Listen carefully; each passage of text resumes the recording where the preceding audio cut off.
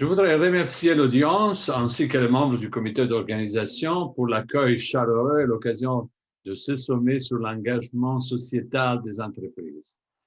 Et remercier les invités d'honneur pour leurs excellentes remarques d'ouverture. Je voudrais traiter 3 points en 5 minutes.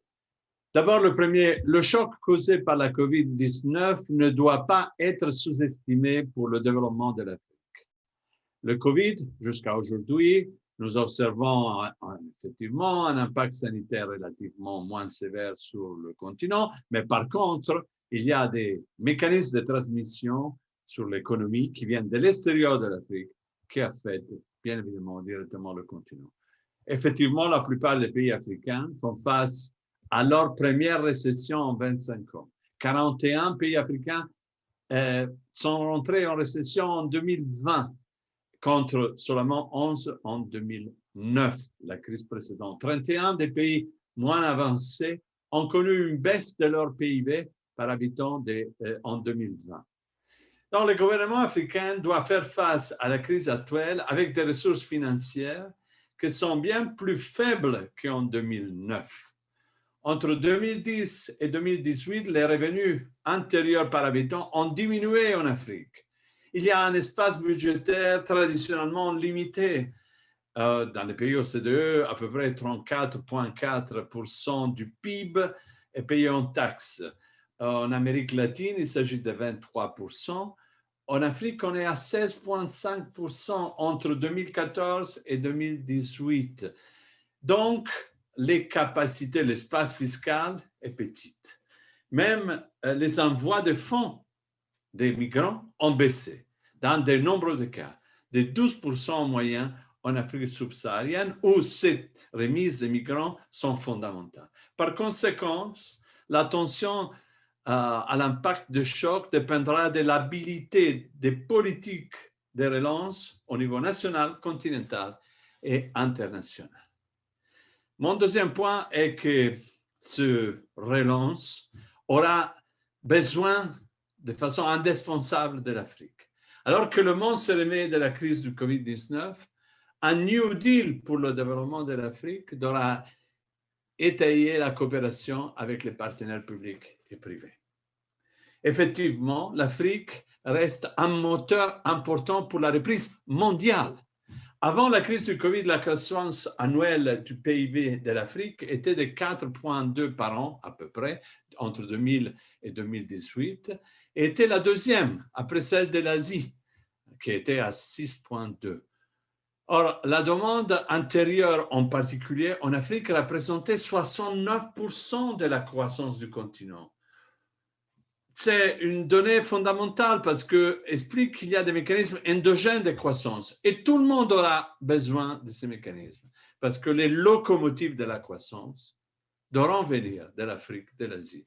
Les pays OCDE, les pays d'Amérique latine, avant la crise du Covid, étaient faibles en croissance. Donc, il faut compter encore une fois sur les locomotives principales.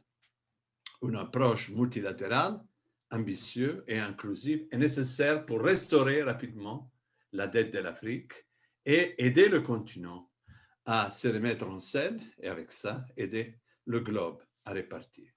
Mon troisième message est que la digitalisation peut représenter un outil fondamental dans cette reprise. Toutefois, il reste des axes principaux d'action à entreprendre. Le premier est le gap, la distance entre différentes régions et différents secteurs de la population quant aux dotations infrastructurelles en termes de digital. Effectivement, ce qu'on observe est que cet écart spatial fait qu'environ 73% des Africains continueront à vivre dans des villes intermédiaires et des zones rurales où seulement 17% de la population a 1 gigabyte de data, à peu près le temps qu'il faut pour faire une téléconférence, alors que dans d'autres continents, ce pourcentage arrive à 37%. En deuxième lieu, il faudra s'occuper de l'écart en termes de compétitivité.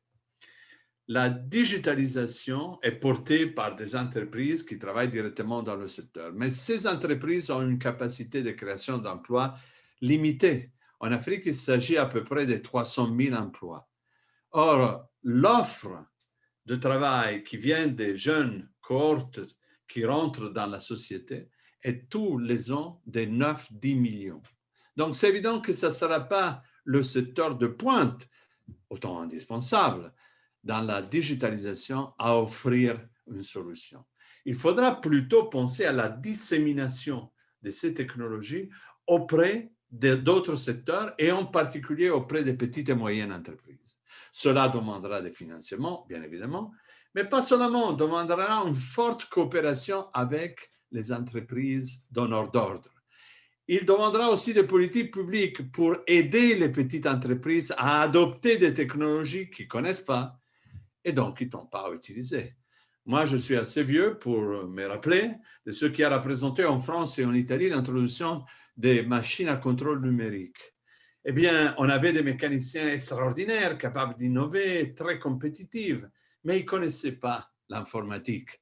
Et donc, il a fallu disséminer cette connaissance auprès de toutes ces entreprises. Et à nouveau, on a le même problème aujourd'hui en Afrique et ailleurs concernant les petites et moyennes entreprises. En troisième lieu, il faut penser à un écart social. La protection sociale est très faible, les taux d'activité informelle sont très élevés.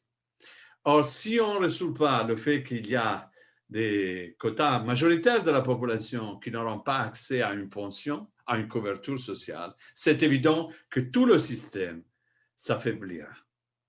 Et finalement, il faudra plus de politiques de coopération internationale. Notre chemin de coopération internationale a été défini il y a 60 ans pour un monde qui était différent. On a de nouveaux acteurs, la Chine, l'Inde, l'Indonésie, le Brésil, l'Argentine. On a de nouveaux objectifs. Il ne s'agit pas seulement de croissance économique, il s'agit de bien-être. Et si on ne répond pas à ça, on a vu les rues des pays en développement se remplir de gens réclamant un juste traitement. Et enfin, il faudra aussi penser à de nouvelles modalités. On ne peut pas penser à une coopération qui est décidée seulement entre un numéro restreint de pays riches qui décident en tout et pour tout ce qu'il faut faire et comment pour les pays en développement.